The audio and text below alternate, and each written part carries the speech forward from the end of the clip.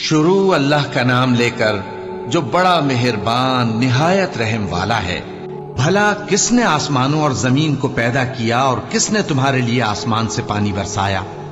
پھر ہم نے اس سے سرسبز باغ اگائے۔ تمہارا کام تو نہ تھا کہ تم ان کے درختوں کو اگاتے؟ تو کیا اللہ کے ساتھ کوئی اور بھی معبود ہے؟ ہرگز نہیں، بلکہ یہ لوگ رستے سے الگ ہو رہے ہیں۔ بھلا کس نے زمین کو قرارگاہ بنایا اور اس کے بیچ نہریں بنائیں اور اس کے لیے پہاڑ بنائے، اور کس نے دو دریاؤں کے بیچ اوٹ بنائی؟